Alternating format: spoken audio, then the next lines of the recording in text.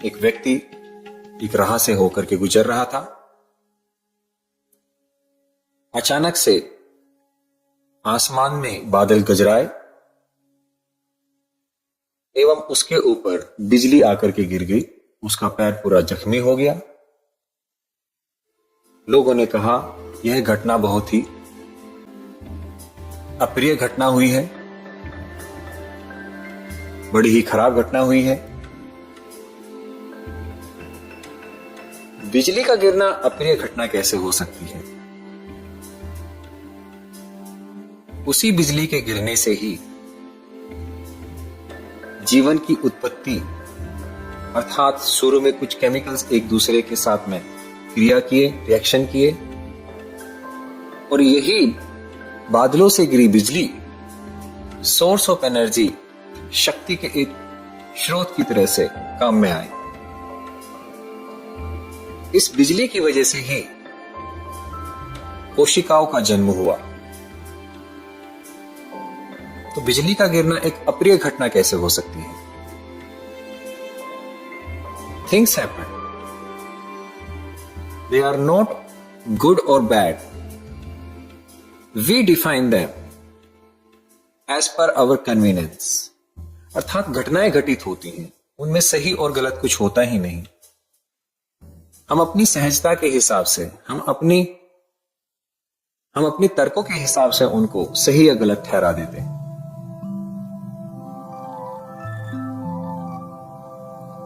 हमें यह समझना चाहिए कि एक बच्चा जो पैदा होता है वह अपनी मृत्यु साथ में लेकर के आता है। जीवन में कुछ और सत्य हो या ना हो, लेकिन मृत्यु एक ऐसा सत्य है जिसको हम नकार नहीं सकते। जब एक शिशु का जन्म होता है तब बड़े ढोल ताशे बजाए जाते हैं, खुशियां मनाई जाती हैं, लेकिन उसी समय उसके मां बाप को यह स्मरण हो जाना चाहिए कि एक समय पे इसका अंत भी होगा, एक समय पे इसकी मृत्यु भी होगी। वह मृत्यु शायद मां बाप के मरने से पहले भी हो सकती है और या फिर उसके बाद। अगर हम ये ख्याल एक बार अपने मन में ले आए तो किसी कारणवश अगर उस बच्चे की मृत्यु समय से पहले भी अगर हो जाती है तो इतना दुख ना होगा। जन्म का होना कोई सुखद घटना नहीं है, मृत्यु का होना कोई दुखद घटना नहीं है। ये तो प्रकृति के कुछ नियम हैं। प्रकृति को अपना संतुलन बनाए रखने के लिए, प्रकृति को अपने आप को चलाने के लिए है जरूरी है कि जन्म और मृत्यु होते रहें। अन्यथा पृथ्वी पर इतने जीव जंतु हो जाएंगे कि ना तो उनको खाना ठीक से मिल पाएगा और ना ही रहने को ठीक से मिल पाएगा। परंतु मृत्यु को हम बुरा मान लेते हैं एवं जीवन को हम सही मान लेते हैं।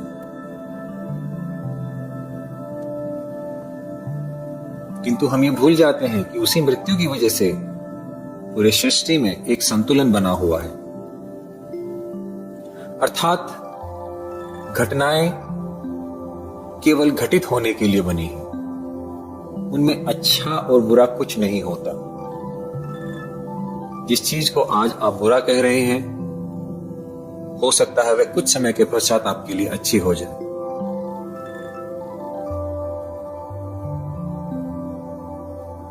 मेरे एक सखा मुंबई में नौकरी किया करते थे।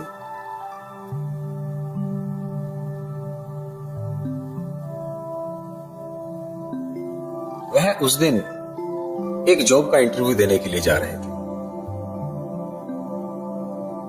साक्षात्कार में पहुंचने से पहले उनको एक ट्रेन पकड़नी थी। वह स्टेशन पे गए।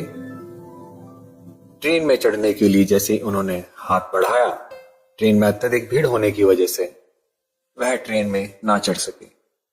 आप में से जो मुंबई में होंगे उनको मुंबई लोकल की हालत के बारे में बहुत अच्छे से पता होगा कि मुंबई लोकल में चढ़ने के लिए एक अलग ही लेवल की एक्सपर्टीज चाहिए होती है।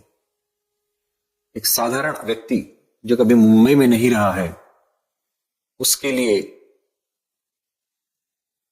मुंबई के लोकल में चढ़ना किसी एवरेस्ट पे चढ़ने से कम नहीं होता। उसकी ट्रेन छूट जाती है, वह साक्षात्कार में नहीं पहुंच पाता, इंटरव्यू में लेट हो जाता है। उसके हाथ से नौकरी चली जाती है। वही ट्रेन जिसमें वो चढ़ने वाला था, 3 स्टेशन गुजरने के बाद में ब्लास्ट हो जाती है। उसके अंदर बॉम्ब ब्लास्ट हो जाता है। उसने आके मुझे अपनी ये कहानी बताई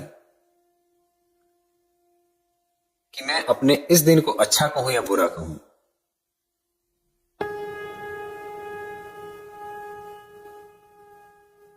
व्यक्तिगत तौर से अगर देखा जाए, अगर उस दिन बॉम्ब ब्लास्ट ना हुए होते तो उसका इंटरव्यू छूट जाने की वजह से वह उस दिन को एक बुरा दिन का नाम दे देता, क्योंकि उसके हाथ से एक अच्छी खासी जॉब चली गई। लेकिन जब अगले ही पल उसको पता चला कि उस ट्रेन में ब्लास्ट हुआ जिस ट्रेन में वो जाने की चढ़ने की कोशिश कर रहा था, तो उसने उस दिन को अच्छा करार दिया। अर्थात घटना तो केवल घटित होने के लिए थी। बॉम्ब का ब्लास्ट होना ना कोई अच्छी ना कोई बुरी घटना थी। उसका साक्षात्कार में ना जा पाना ना कोई अच्छी ना कोई बुरी घटना थी, वह तो केवल एक घटना थी।